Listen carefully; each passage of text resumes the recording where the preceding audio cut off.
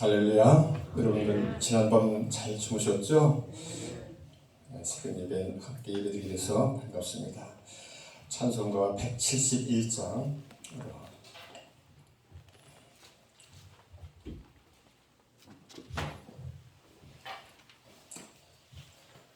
171장 부르겠습니다. 하나님의 독생자 예수 나를 위하여 오시었네. 내 모든 죄 사시려고 십자가 지셨으나 다시 사셨네. 살아계신 주 나의 참된 소망 두려움이 사라지네. 사랑의 주님 갈 길 인도하니 내 모든 삶의 기쁨 늘 주만 안에 주 안에서 모든 날 우리 기뻐하며 찬양하리. 가슴 속에 넘치는 확신 우리의 가는 길에 소망 넘치네. 살아계신 주 나의 참된 소망 두려움이 사라지네. 사랑의 주님 갈 길 인도하니 내 모든 삶의 기쁨 늘 주만 안에 손 한 쌍우 밤아침 후에 우리 주님 배우리라. 사망 권세 다 물리치고 주님이 다스리니 영광 넘치네. 살아계신 주 나의 참된 소망 두려움이 사라지네. 사랑의 주님 갈 길 인도하니 내 모든 삶의 기쁨 늘 주만 안에. 한 장 더 오겠습니다. 180장이요.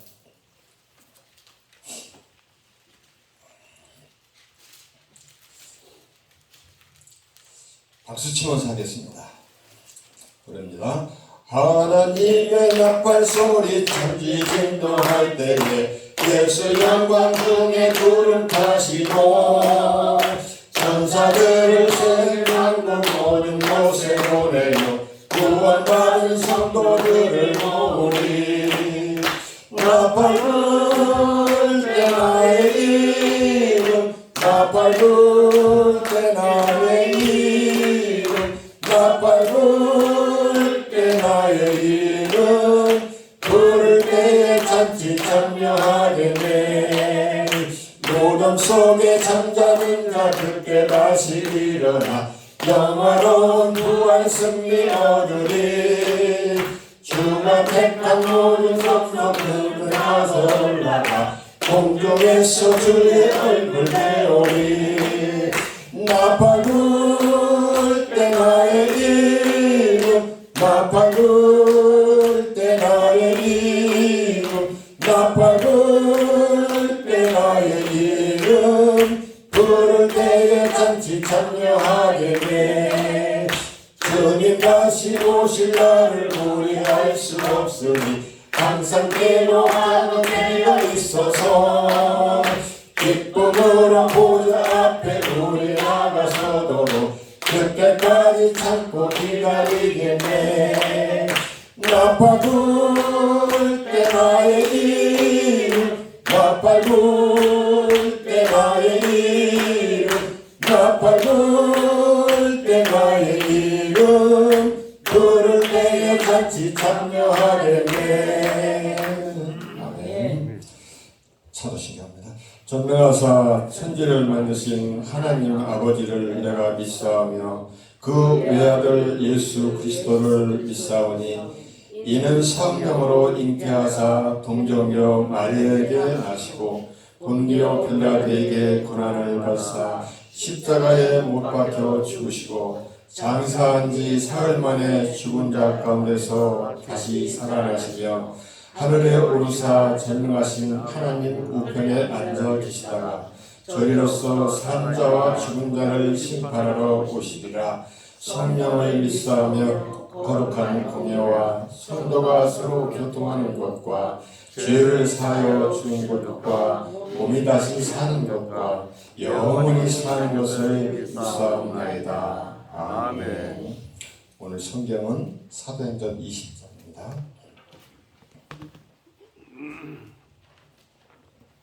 사도행전 20장 222쪽. 소요가 그침에 바울은 지자들을 불러 고난 후에 작별하고 떠나 마게도냐로 가니라.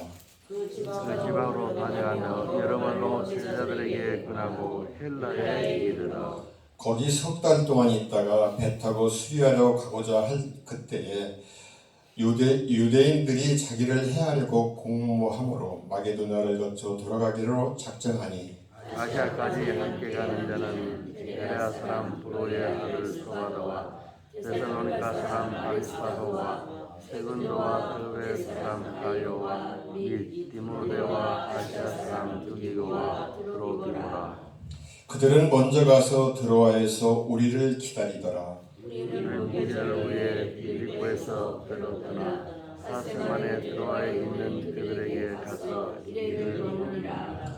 그 주간이 첫날에 우리가 떡을 떼려 하여 모였더니 바울이 이튿날 떠나고자 하여 그들에게 강론할세 말을 밤중까지 계속하매 우리가 모인 윗다락에 큰 불을 많이 켰는데 유두고라 하는 청년이 창에 걸터 앉아 있다가 깊이 졸더니 바울이 강론하기를 더 오래 하매 조롱을 이기지 못하여 3층에서 떨어지거늘 일으켜 보니 죽었는지라. 바울이 내려가서 그 위에 엎드려 그 몸을 안고 말하되 떠들지 말라 생명이 그에게 있다 하고 올라가 떡을 떼어 먹고 오랫동안 곧 날이 새기까지 이야기하고 떠나니라. 사람들이 살아난 청년을 데리고 와서 적지 않게 위로를 받았더라. 우리는 앞서 배를 타고 앗소에서 바울을 태우려고 그리로 가니 이는 바울이 걸어서 가고자 하여 그렇게 정하여 준 것이라. 바울이 앗소에서 우리를 만나니 우리가 배에 태우고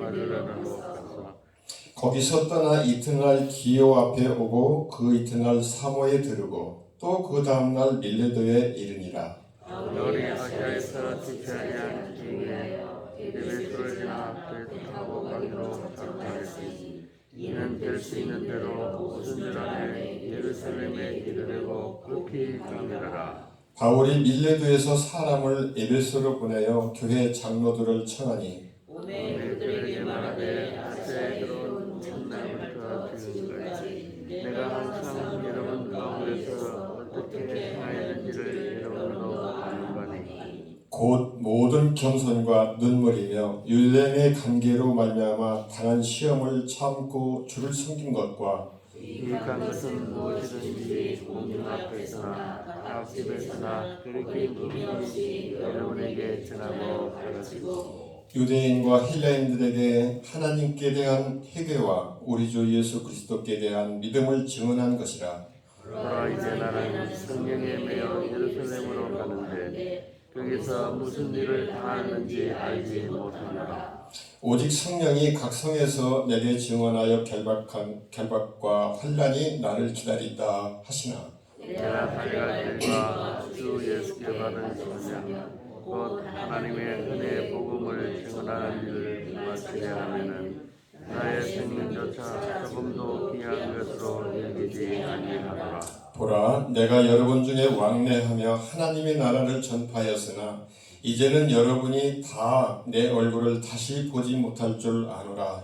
그러므로 오늘 여러분에게 증언하거니와 모든 사람의 피에 대하여 내가 깨끗하니 이는 내가 꺼리지 않고 하나님의 뜻을 다 여러분에게 전하였습니다. 여러분은 자기를 위하여 또는 온 양들을 위하여 섬겼다. 성령이 그들 가운데 여러분을 감독자로 삼고 하나님이 자기 피로 사신 죄를 보살피게 하셨느니라. 내가 떠난 후에 사나운 이리가 여러분들에게 들어와서 그 양떼를 아끼지 아니하며 또한 여러분 중에서도 제자들을 불러 자기를 따르게 하려고 어그러진 말을 하는 사람들이 일어날 줄을 내가 아노라. 그러므로 여러분들이 깨어 내가 3년이나 밤낮 쉬지 않고 눈물로 각 사람을 훈계하였던 것을 기억하라. 지금 내가 여러분을 주와 및 그 은혜의 말씀에 부탁하노니 그 말씀이 여러분을 능히 든든히 세우사 거룩하게 하심을 입은 모든 자 가운데 예비 얻게 하시리라. 내가 아무의 은이나 금이나 의복을 탐하지 아니하였고 여러분이 아는 바와 같이 이 손으로 나와 내 노인들이 쓰는 것을 충당하여 범사에 여러분에게 모본을 보여준 바와 같이 수고하여 약한 사람들을 돕고 또 주 예수께서 친히 말씀하신 바 주는 것이 받는 것보다 복이 있다 하심을 기억하여야 할지니라.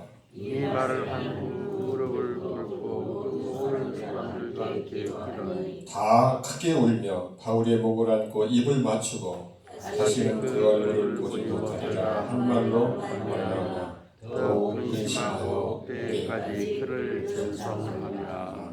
아멘. 또 합쳐진 예물이 있습니다.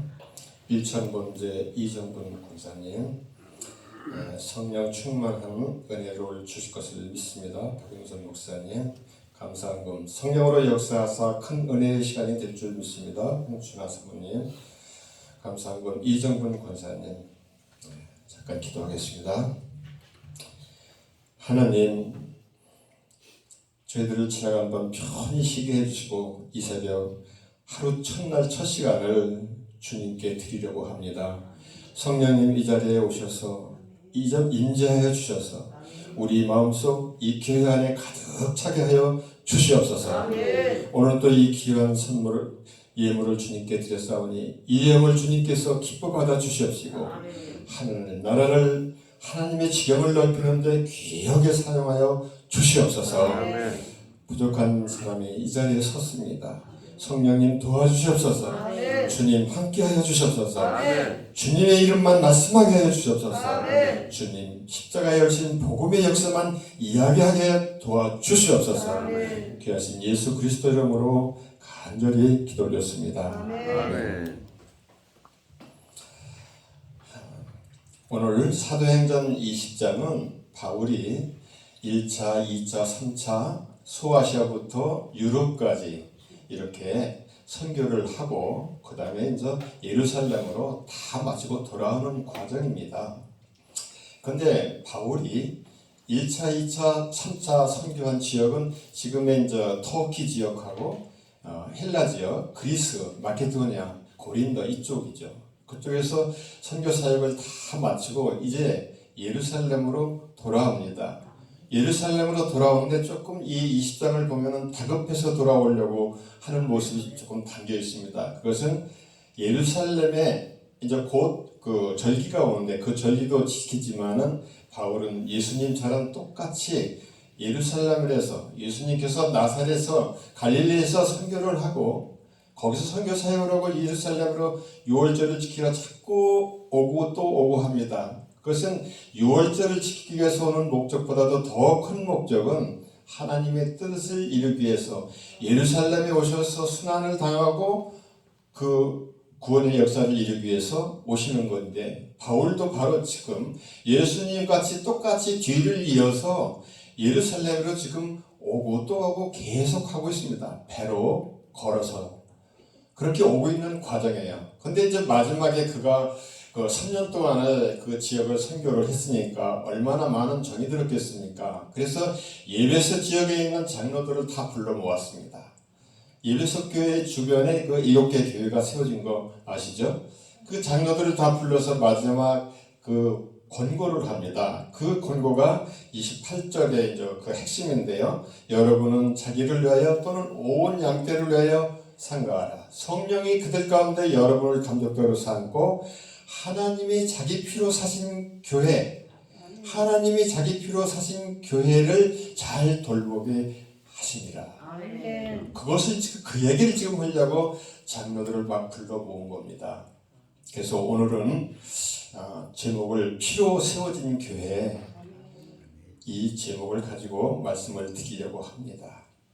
첫 번째로 성경은 피의 역사로 이루어진 책입니다.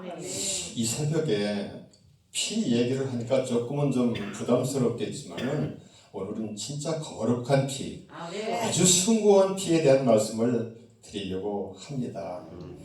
우리 구약의 역사를 보면은 처음에 아벨의 피로 시작해가지고서 그 다음에 유월절 어린 양, 그리고 구약의 역사는요 전부 그 짐승들, 제사를 지낼 때 짐승들을 잡아서 피를 흘려서 제사를 지냈어요. 그러니까 신약 시대에 와서는 누구의 피입니까? 예수 그리스도의 피죠. 이렇게 해서 구약의 역사나 신약의 역사를 쭉 보면은 구약 창세기 4장에서부터 시작해서 우리 신약 요한계시록 끝까지 성경은 피의 역사로 시작해서 피의 역사로 끝나고 있습니다. 요한계시록에는 무려 14번이나 피에 대한 얘기를 쓰여 있습니다. 자, 그래서 방송 설교자 디안 목사님은 성경은 전부 피에 관한 책이다. 그리고 피로 젖은 책이 바로 성경책이다. 이렇게 얘기를 했고, 또 종교개혁자 말틴 루터는 성경은 전부 피에 젖어 있는 책인데 성경을 쥐어짜면 피가 나온다. 처음에는 짐승의 피가 나오다가 나중에는 예수의 피가 나온다. 이렇게 이야기를 했습니다. 옛날에는 이 성경책을 이렇게 보면은 여기가 다 빨갛게 돼 있었죠. 그거 기억하시죠? 근데 요새는 이 고급화시켜서 이 은색으로 해놨어요. 그리고 여기 이 수술도 이쪽 색깔하고 이쪽 색깔하고 달랐어요. 구약하고 신약하고 이렇게 달려서 구약 쪽은 붉은색, 신약 쪽은 노란색 이렇게 해서 조금 달리했는데 요즘은 그게 이제 조금 없어진 것 같습니다. 왜 성경이 옆에 빨갛게 했느냐?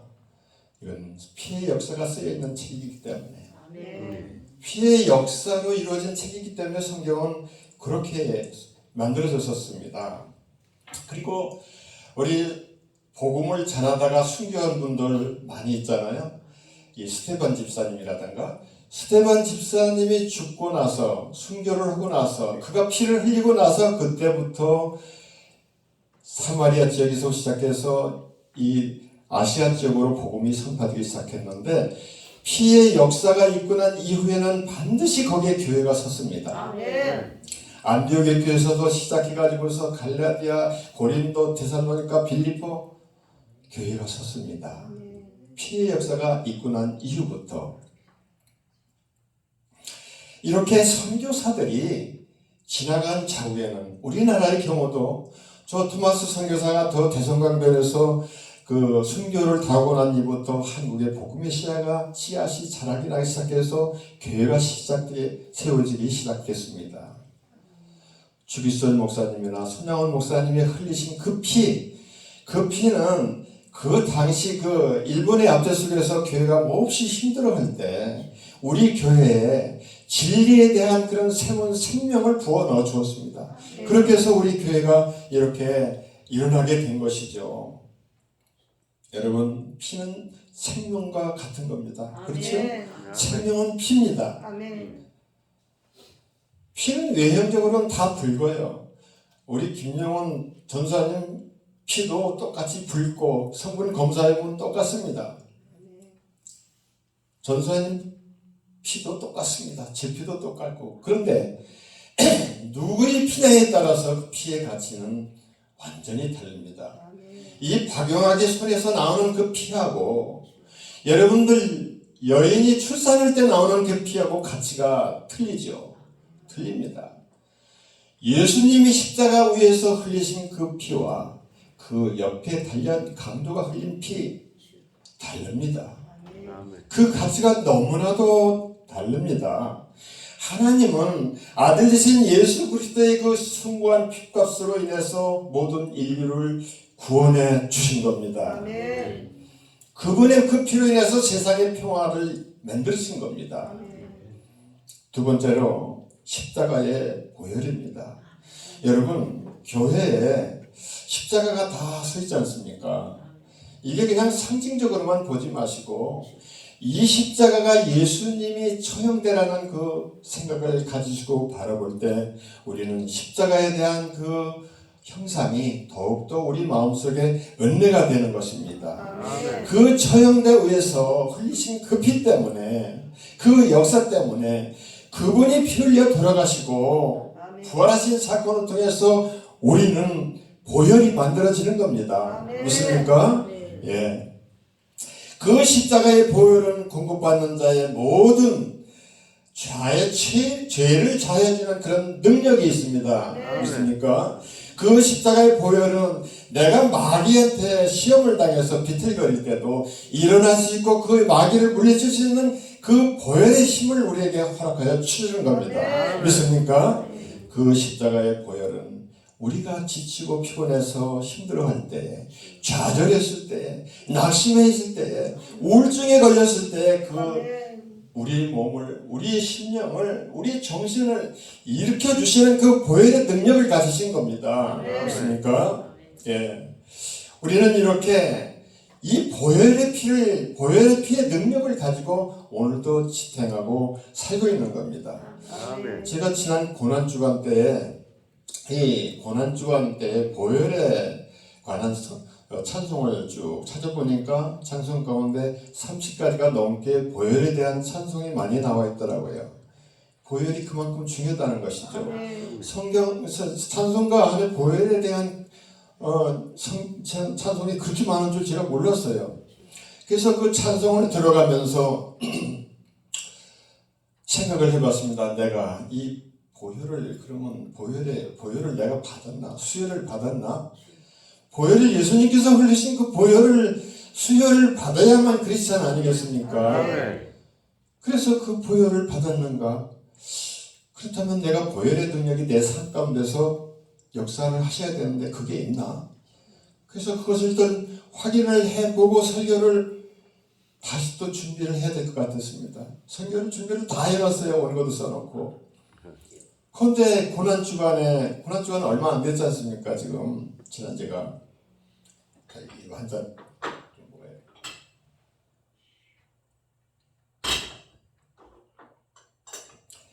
그래서 그 메들리로 인해서 그 보혈 찬송을 들어가면서 다시 생각을 해보니까 설교 다시 준비해야 되겠더라고요. 제가 보혈의 피를 받았는지 진짜 보혈의 능력을 가지고 있는지 그래서 다 그동안 해놨던 거 다 유보시키고 다시 썼습니다. 보혈이 중요하더라고요. 이 작사가가 이것을 작사를 해가면서 그 마음이 얼마나 감동을 받고 은혜를 받았을 때 이 보혈에 대한 성경 찬송을 작사했을까? 그 생각을 해가면서 그분의 마음과 그분이 감동받은 그 보혈에 대한 그 은혜를 나도 똑같이 느끼고 똑같이 느껴가면서 이 찬송을 하고 말씀을 써야 되겠다. 그래서 다시 시작을 했습니다. 여러분, 출혈이 심한 사람들이 수혈을 빨리 받아야 살잖아요. 아멘. 그거 받지 않으면 금방 죽습니다. 그런데 여호와의 증인들은 수혈을 거부하죠. 그 생명이 위험하죠. 그런데 우리가 피를 다 가지고 있는데 피가 다 똑같지 않잖아요. 어떤 분은 O형이 있고 A형이 있고 B형이 있고 AB형이 있고 RS 마이너스 플러스 이게 있는데 이 피들이 같은 피가 아니면 수혈을 받을 수가 없어요. 예를 들어서 O형이 A형 피를 못 받아요. AB형 피를 O형이 받을 수가 없습니다. 그런데 O형의 피는 누구든지 다 줄 수 있어요. 그 O형의 피를 가진 사람은 참 남을 도와줄 수 있는 그 여분이 많이 있는 분이에요.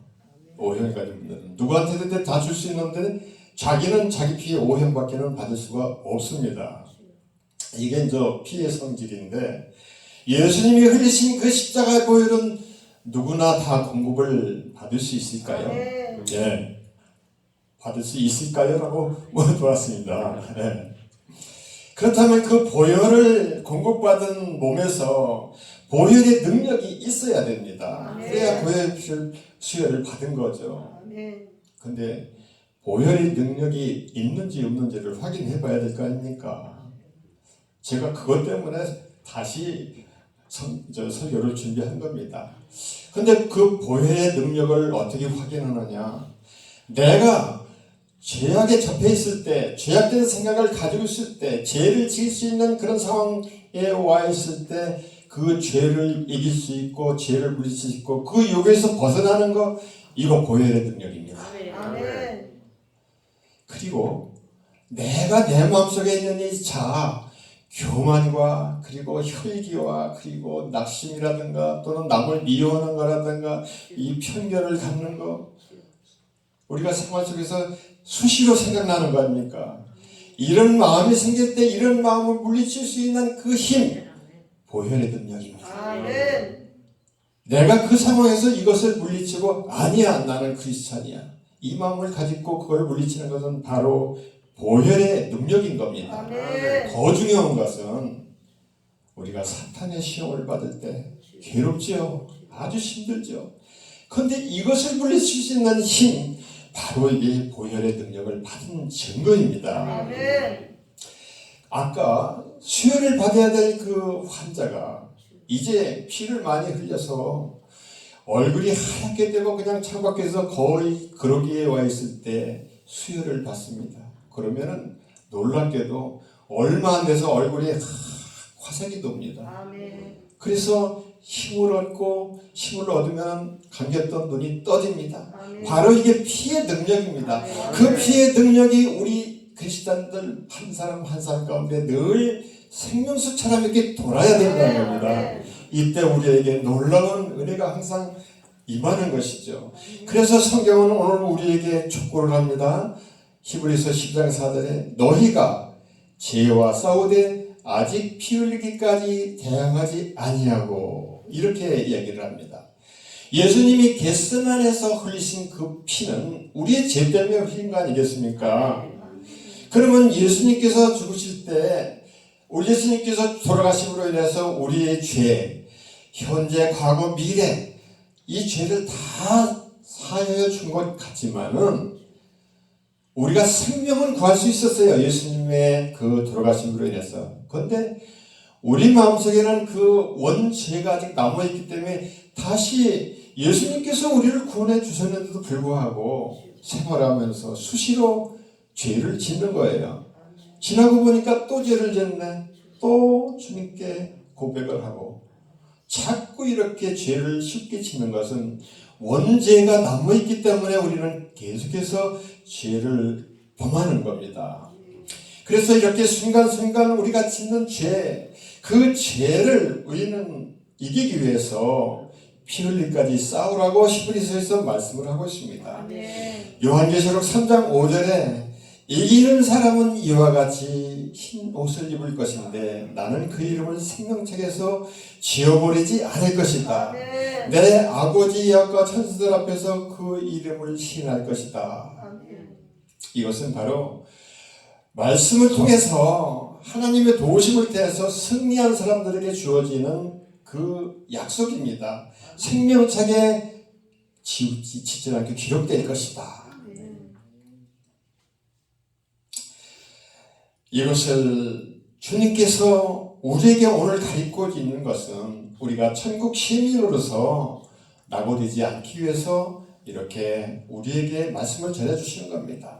세 번째로 왜 하나님은 자기 피로 사신 교회라고 했을까요? 이거는 가장 중요한 문제입니다. 여러분이 앉아있는 이 교회, 하나님의 자기의 피로 사신 교회랍니다. 놀라운 일입니다. 마태복음 26장에서 예수께서는 마지막 그 성만찬을 해가면서 제자들한테 이야기하기를 차를 나눠주면서 너희가 이것을 다 마시라. 이것은 죄 사함을 얻게 하려고 많은 사람들로 하여 흘리신 바 나의 피 곧 언약의 피니라. 교회는 그리스도의 몸입니다. 교회는 그리스도의 머리입니다. 교회는 우리 모든 지체가 모여있는 곳입니다. 그래서 이 교회가 생명의 거룩성을 다 가지고 있기 때문에 교회가 되는 것이고, 교회 안에는 예수 그리스도를 구주로 모시는 공동체가 모이는 것이 바로 교회입니다.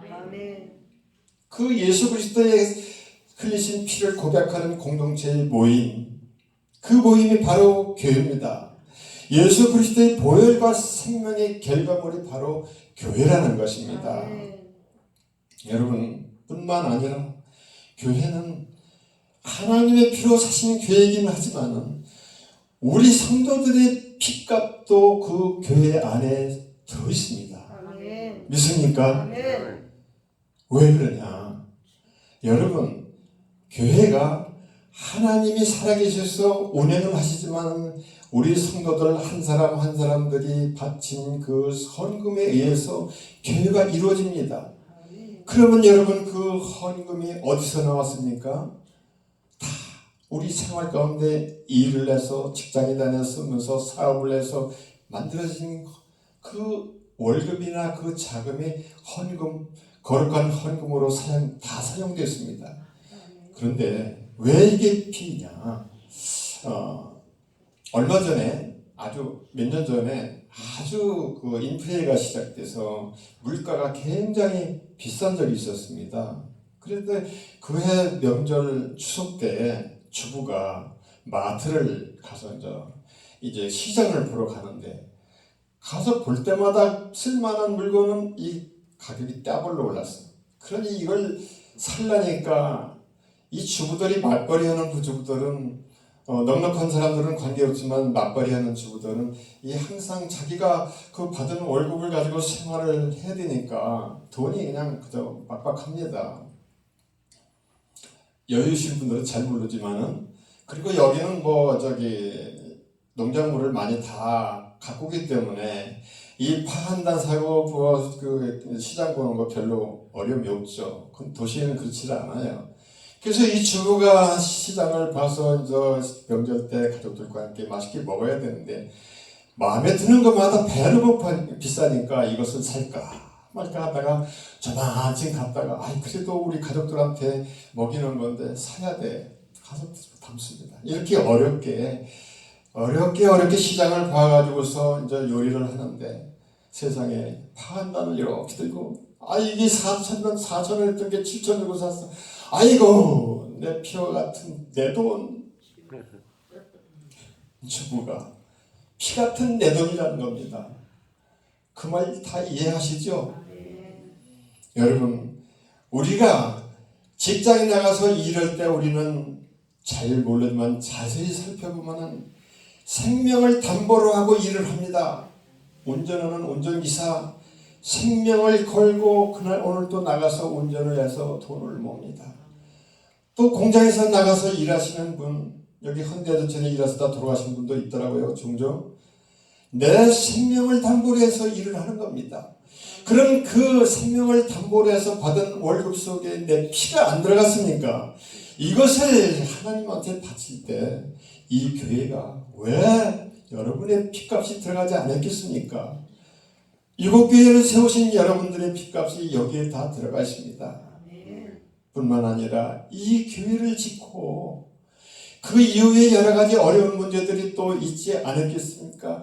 이 어려운 문제들을 하나하나 전부 다 겪어가면서 이겨나가는 이 교회 담임 목사님은 피를 짜도 더 나올 수 없을 만큼 옥조인 그러한 고통이 왜 없었겠습니까? 교회는 이렇게 해서 세워지는 겁니다. 이렇게 해서 이 교회가 오늘날 지탱하고 우리에게 은혜의 장소로 세워지고 복음의 전당의 역할을 하는 거 아니겠습니까? 믿습니까? 사도 바울이 아시아에 유럽에 자기 생명을 걸고 얻어 터지고 감옥에 갇히고 생명의 읍을 받아서 도망 다녀가면서까지 교회를 하나하나 세웠습니다. 처음에 그 안디옥에서 시작해서 구브로로 시작해서 루스트라로에서 그 비시디온 안디옥 교회에서 시작해서 저 유럽을 건너서 빌립보, 고린도, 데살로니가, 겐그리아 이렇게 도내가면서 교회를 세우고 마지막에 그게 예배석 교회 7개 교회를 장로들을 모아다 얘기를 할 때 그 마음속에서 피로 사신 하나님의 피로 사신 교회다. 너희들이 이 교회를 그렇게 알고 잘 보살피고 여기에 있는 성도들을 잘 보살펴야 된다. 이렇게 간곡하게 얘기한 그 사도 바울의 마음, 교회 하나하나를 돌아볼 때 핏값으로 사신 교회라고 왜 얘기를 안 하겠습니까? 여기 박은호 선교사가 태국에 많은 교회를 세웠는데 물론 여러분들이 다 지원을 해서 하나하나 세웠겠죠. 그분이 그 교회를 다 순회를 한다고 합니다. 그 순회를 해가면서 교회 하나하나를 봤을 때 이 사도 바울이 얘기한 하나님이 자기의 핏값으로 주신 교회라는 것을 얼마나 절절히 느꼈겠습니까? 저는 교회를 하나도 지어보질 않았기 때문에 그 심정을 잘은 몰라요. 참 생각해보니까 한심한 사람입니다. 교회를 그렇게 수없이 많이 지어가서 교회가 하나님의 핏값으로 사신 교회라는 그 마음이 그 마음속에 늘 차서 얼마나 교회에 대한 애정이 많이 있겠습니까? 그런데 제가 생각해보니까 교회를 하나도 안 잡았거든요. 저기 김영훈 전도사도 교회 하나도 안 잡았어요. 그러니 이런 분들을 볼 때 얼마나 한심한 사람인가 그 생각을 했습니다, 여러분. 그래서 이 하나님의 피로 사신 교회는 모든 그리스도인들은 그래서 교회를 사랑해야 되는 것이고 교회 안에 있는 교회는 여러분들의 사랑의 공동체가 모인 것입니다. 그래서 이렇게 영적으로 맺어진 이 관계, 여러분들은 영적으로 맺어진 그 가족 관계입니다. 그래서 세상 어느 그 관계보다도 더 끈끈하고 사랑으로 그리고 생명을 나눈 그런 관계입니다. 그러니 우리 성도들 간에 얼마나 깊은 사랑이 있겠습니까? 세상 사람들하고는 질이 다르죠. 그래서 우리는 성도들이 어려움이 닿을 때 같이 격려를 하고 같이 기도를 해주고 이렇게 해서 같이 천국을 향해서 나갈 수 있도록 우리는 우리의 사랑을 우리끼리부터 먼저 베풀어야 되고 그 사랑을 나아가서 베풀어야 되는 그런 의미를 지니고 있는 것이 바로 우리들입니다. 이 아름다운 교회 안에서 여러분들이 십자가의 보혈을 다 수혈 받으실 줄로 믿습니다. 여러분 다 그렇게 돼서 그 보혈의 능력으로 오늘도 나가서 그리스도의 자녀로서 당당하게 살아 나가야 될 것이라고 저는 믿는 것입니다. 여러분 제가요, 우리는 늘 어제도 우리 김영원 전사님이 예수 그리스도가 내 마음에 와서 살아야 계시고 내 마음속에 주인이 계시고 우리는 그 종으로서 살아야 된다고 이야기를 했습니다. 맞습니다. 우리는 예수님과의 관계가 아니면 아무 이유가 없어요. 우리는 예수님이 한 분이에요. 그분 한 분 때문에 우리는 모든 삶과 노력과 그리고 생명을 바쳐서 그분의 사랑을 같이 나누려고 그분 때문에 살아나가는 겁니다. 그래서 우리가 우리 학생학교에서 처음에 설교학을 가르칠 때 그 교수님이 여러분들이 세상에 나가서 설교를 할 때에 예수 그리스도의 그 십자가의 보혈의 피의 얘기가 들어가지 않으면 이건 설교가 아니다. 그런 설교 절대 하지 마라. 그래가면서 자신은 만약에 설교자가 예수 그리스도의 그 피 흘린 복음의 역사의 얘기가 설교 가운데 들어있지 않으면 눈을 감아버린답니다. 그냥 일어나고 싶대요. 분명한 말씀이죠. 예수 그리스도가 아니라면 우리가 무엇 때문에 왜 우리의 모든 삶을 우리의 모든 시간을 그분한테 투자를 합니까? 그런데요, 그 예수 그리스도를 내가 주인으로 모시고 난 종으로 살아가고 그분 말씀의 뜻에 따라서 산다고 늘 고백을 합니다. 그런데 내가 정말 주님이 내 안에 계신 예수 그리스도 주인이 맞나? 맞는다고 주인이라고 늘 고백을 하죠. 그런데 내가 주인을 직접 모시고 있나 안 있나 그거 참 아리송해요. 자꾸 잊어먹어요. 주인으로 모신다면 종은 어떻게 됩니까? 주인의 눈치를 항상 봐야 되고 주인이 무슨 말씀을 하시나 무엇을 명령하시나 그 명령대로 살아야 될 거 아닙니까? 그런데 자주 잊어먹는 거예요.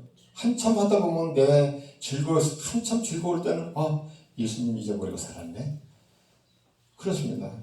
그러면은 예수님을 내 안에 모시고 있는지 없는지 늘 검증을 해야 되는데 어떻게 검증할 겁니까? 제가요 장모님을 한동안 모시고 산 적이 있었고 또 우리 아버님을 한동안 모시고 산 적이 있었어요. 근데 모시고 사는데 어른이 계시니까 이 한 아파트 안에서 어른이 계시니까 말도 함부로 할 수가 없고요. 또 텔레비도 볼 수가 어떨 때는 좀 불편하고 또는 그 먹는 것도 신경이 쓰이고 하여튼 옷도 마음대로 못 입고 그래서 좀 불편하더라고요. 아니 불편해요. 야, 나를 낳아주신 부모님인데 내가 왜 이렇게 불편해야 되나? 여러분들 그걸 느꼈을지 모르겠는데 그래서 한동안 지나다 보니까 어느새 그 불편이 없어졌어요. 그래서 왜 그런가 생각을 해봤더니 나는 머리로만 우리 나를 낳아주시고 길러주신 부모님이야. 지식적으로만 그렇게 생각을 했는데 나중에 시간이 지나다 보니까 이 적응이 된 게 아니라 적응이 아니고 내 몸에서 이분은 너를 낳아주고 길러주신 부모님이야. 내 몸에서 얘기를 인정을 하고 몸에서 받아들이는 겁니다. 그러다 보니까 이렇게 된 거구나. 그때 생각을 했습니다.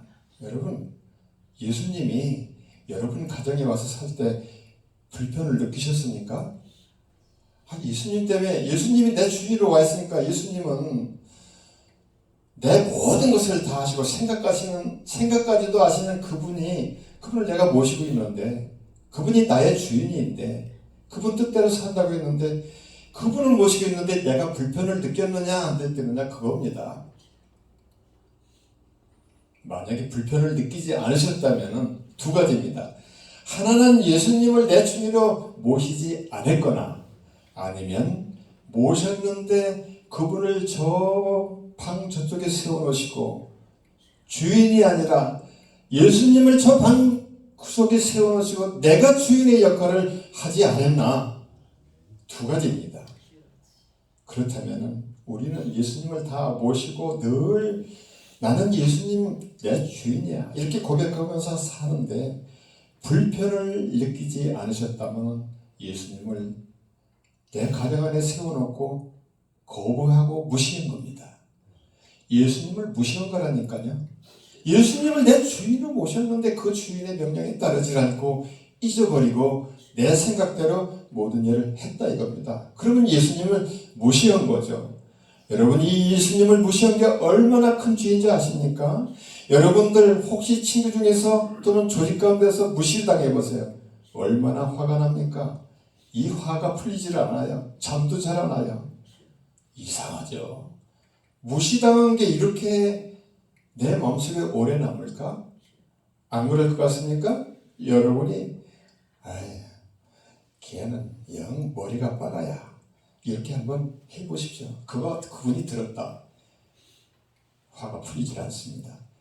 예수님이 우리를 위해서 생명을 주셨는데 그분을 우리가 무시하고 살았을 때 이 죄는 말도 못합니다. 그래서 우리가 회개할 것이 참 많이 있지만 예수님을 무시하거나 거부하고 산 그 삶, 이거는 말도 못하게 큰 죄입니다. 그것을 회개해야 합니다. 우리는 날마다 해가면서 예수님, 주님, 오늘 제가 예수님을 무시한 적이 있습니까? 생각해 봐야 됩니다. 내가 무슨 중요한 일을 하는데, 중요한 곳을 가야 되는데 내가 먼저 예수님께 여쭤보질 않고 그냥 행하진 않았는지, 그것을 매일매일 점검하셔야 주님이 내 안에 내 주님으로 모시고 살았나에 대한 검증이 되는 겁니다. 사랑하는 여러분, 우리는 세상에 누구한테 무시당했을 때는 너무나도 감정이 격한데 예수님을 무시하고 사는 내가 예수님의 감정을 생각해 보셨느냐고요. 생각해 보셔야 됩니다. 그래서 우리의 주인 되신 예수 그리스도, 그분이 내 삶을 간섭을 해서 내가 정말 불편을 지래도, 내가 내 이익을 위해서 저 일을 하고 싶었는데 그게 예수님의 관점으로 봐서는 옳지 않아. 그럼 내가 하지 말아야지. 내가 성질이 나서 딱 확 욕을 한번 해버려야 되는데 내가 크리스찬이야. 그러니 내가 예수님을 봐서라도 욕을 하면 안 되지. 운전을 할 때 앞에서 버벅거리거나 운전을 자꾸 방해를 하면 성질이 납니다.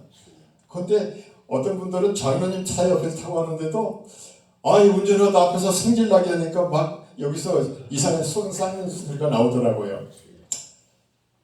예수님이 만약에 예수님을 생각한다면, 예수님이 옆에 계시다면 내가 이거 정말 이 욕을 한바탕 해봐야 속이 편할 텐데 예수님 때문에 내가 주저하고 예수님이 계시기 때문에 내가 불편을 느끼는 거야. 확 한번 했으면 좋은데, 이런 걸 느끼셔야 되는 겁니다. 이게 바로 예수님께서 나의 주인으로 계시고 예수님을 불편하게 느껴야 될 이유입니다. 근데요, 이게 오래되면, 아까 제가 부모님도 오래되니까 몸에서 내 부모, 나를 낳아주시고 나를 아껴주시고 내 피를, 부모님의 피를 나한테 주신 분이야. 나도 내 자식들한테는 자식들이 아무리 떠들고 시끄럽게 해도 집안에서는 하나도 불편하지 않아요. 그렇듯이 부모님이 그러한 내 마음을 가지고 있는 것처럼 내 몸에서 그 부모님의 그 생각을 배고 이해한 것처럼 예수님께서 내 안의 주인이 되셔서 내 마음을 아까 내가 어린 부모님에게 느꼈던 그런 감정, 불편을 느끼지 않을 정도에 이르면은 우리는 정말 하나님의 신실한 종으로서의 성숙한 그리스도인입니다. 그렇게 되시기를 정말 간절히 빕니다. 저도 그렇게 될 것을 잘 간구하면서 이제 앞으로 예수님께서 내 마음에 계실 때에 내가 예수님이 자꾸 나를 간섭하기 때문에 불편해, 이런 것을 느끼지 않고 자연스럽게 당연히 예수님이 내 마음에 계셔서 옳고 그른 것을 예수님의 마음으로 분별할 수 있는 그걸 주실 거야. 할렐루야. 그런 마음을 가지고 살 때 우리는 기쁨과 소망 가운데서 성령이 가득 찬 분이 얼굴이 환하게 빛나듯이 그런 모습으로 살아가 나갈 수 있을 것이라고 믿습니다. 여러분, 하나님께서 자신의 피로 사신 이 교회 얼마나 사랑해야 되고 이 안에 있는 공동체들이 얼마나 아름다운 관계인가, 이것을 생각하면서 살 때 우리는 정말 주님께서 볼 때 그래, 참된 나의 자녀들, 참된 나의 가족들, 내가 너무 기쁘구나. 오늘도 너희를 볼 때 정말 내가 기쁘다. 하나님께서 그러한 기쁨의 소리가 우리 마음속에 늘 들려주시기를 간절히 바랍니다. 기도하겠습니다.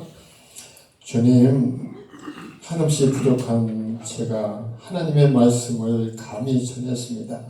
성령님께서 우리 마음속에 그 말씀이 하나라도 각인되어서 우리 삶 가운데서 힘이 되게 하여 주시고 예수 그리스도가 그 십자가에서 그 보혈의 그 능력을 우리 삶 가운데서 늘 나타나게 하여 주시옵소서.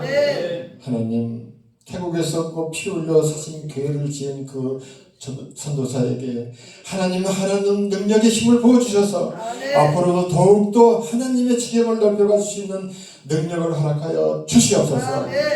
오늘 우리에게 이 유곡교회에 있는 모든 성도들 마음속에 그 예수 그리스도의 보혜의 능력을 허락하여 주심으로 우리가 하나님을 모르는 그 생명들에게 하나님의 말씀을 전할 수 있는 놀라운 은혜와 능력을 허락하여 주시옵소서.